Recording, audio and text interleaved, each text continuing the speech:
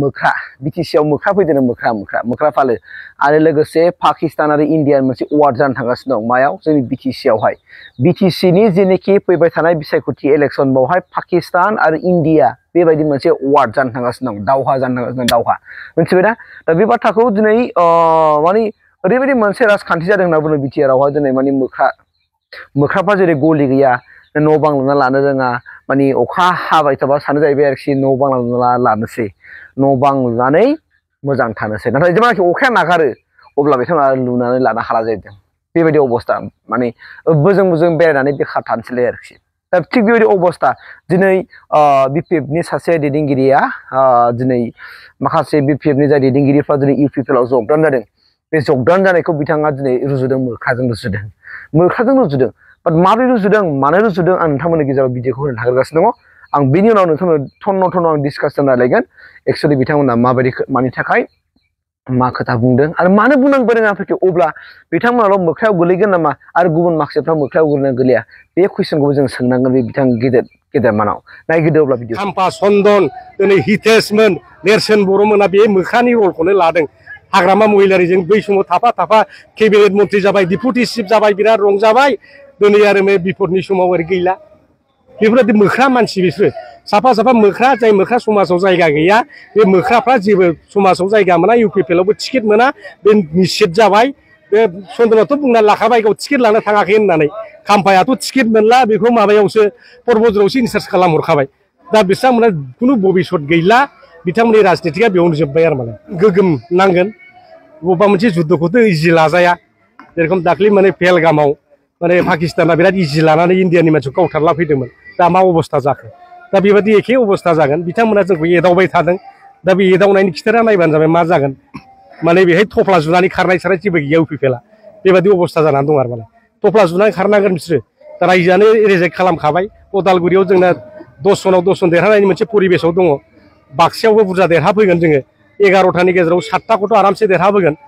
चिराङावबो देरहाबोगोन तामुलपुराव जों देरहाबोजोबगोन जोङो 25थानि बारा देरहानानै एबसुलुट मेजरिटि सरकार दागोन BPF आ हारसिङै सरकार दागोन बे रोखा दिनैनि थारिखआव गेरेन्टि होननानै बिखा दां माने बुनानै बुंनो हानाय मोनसे परिबेस फैबाय आरो जेनाखि बाजेट बे मोनसे फाल्तु बाजेट आरो मालाय जेबो गैया TND होनदों माने ट्रान्सपर्टेसन एन्ड डेभेलपमेन्टआ माबा डिपार्टमेन्ट होदों बे जे डिपार्टमेन्टआ आसाम गभर्नमेन्टआवबो गैया इन्डिया गभर्नमेन्टआवबो गैया BTC आवदि मा नाम दोनदोंथाय बिनि थाखाय अफिसारबो गैया सेक्रेटारिबो गैया दा बे फैसाखौ बख'नानै जानो 250 कौटिनि बारा प्रमद बर'आ एबार हमनानै होदों आरो मालाय दा बे बाजेटखौथ' बिसोर बाहायनो मोनखाया बे जाबाय माने 24-25 बिसोर बाहायखांबाय 25-26निखौ सरकार गोदानासो बाहायगोन दा बिथांमोननि बाजेटआ जास्ट ओरैनो इलेक्सनियारिं प्रसेस बिथांमोना थाइसे फैसा होनो हाया आइजोफोरनो गोबां आसनि बानायदों दा आब' माबा होनदों लखपति आब' बानायदों माबा माबि बिराद गोदान मिशन आरो बिजन बानायगासिनो दं कमिउनिटि बिजन डकुमेन्ट बानायदों जेबो गैया बेहायबो नुगासिनो दङ बिथांमोना मोनसे गाज्रि खामानि मावबोदों जे अरुणोदयनि नामाव फिसाय गोनां मानसिफ्रानो फिसायखौ माने थैबाय होननानै रान्दि सार्टिफिकेट लानानै दिनै मा खालामदों दिनै अरुणोदय लादों दा बिसिबां दुखुनांथाव बेफोरो इसोरखौ थगायनो हायो नामा गावनि फिसायखौ थैदों होननानै गोदोनि दिनाव मा जायोमोन सती धा नङा होमबा राजा नुखाजोब्बाय बिथां आं प्रहलाद आदानि बुंनाय भिडिअखौ नोंथांमोननो गेजेराव होखाबाय बिथाङा दिनै सोरबा नेरसोन सोरबा हितेश सोरबा चन्दन आरो सोरबा खाम्फाखौ मोख्राजों रुजुबाय अके वेलकाम गनायनानै लादो नङा होमबा लाबायबो अब्ला जाय जे व्यक्तिफ्रा दिनै BPF निफ्राय UPPL आव जगदान जानानै आरो UPPL दिनै फिन BPF आव थांफिनबाय बिथाङा माजों रुजुगोन बिनि फिननायखौबो होनांसिगोन प्रहलाद आदाया नोंनाबो बिनि फिननायखौ होनांसिगोन आरो जाय बिथांमोना दिनै UPPL निफ्राय BPF आव जगदान जाहैबाय नङा होमबा UPPL निफ्राय माने BPF आव जगदान जाहैबाय बेखौलाय नोंथाङा माजों रुजुगोन बिनि फिननायखौबो होनांसिगोन प्रहलाद आदा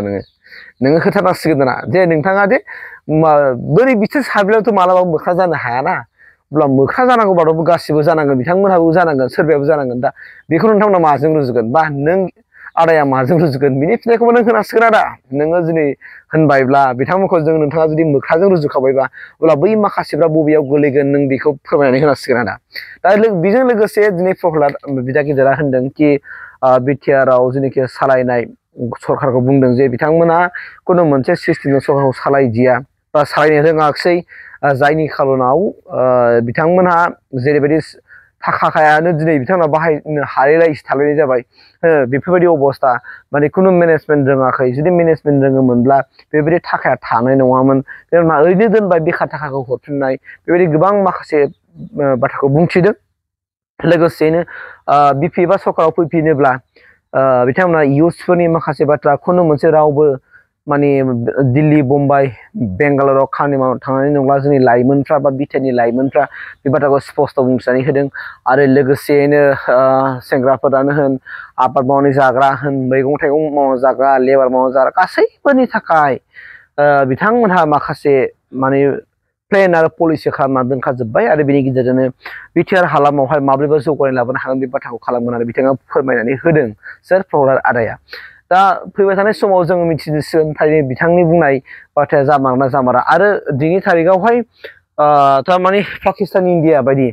जेरैखि जादों बेफोरबायदिनो माने इउपिपिएलआ जानो थांगासिनो दं आरो इउपिपिएलआ दावहायाव जेराव जेनखागोनखा बे बाथ्राखौ बिथाङा स्पस्ट' खालामनानै होदों आरोखि दा बेखिनि आपडेटआनोमोन नोंथांमोनहा बुंबानो जाबाय जुदि प्रहलाद आदाया दिनै बै गेदेमाफोरखौ जुदि बिथाङा मोख्राजों रुजुदोंब्ला अब्ला माखासे ओरै जागासिनो दं बिथांमोनखौ माजों रुजुगोन बेखौ गासिबो बिथांमोना मोख्रायाव गोलैना गोलैया स' बिनि फिननायखौसो नेनानै थादों आरोखि आङो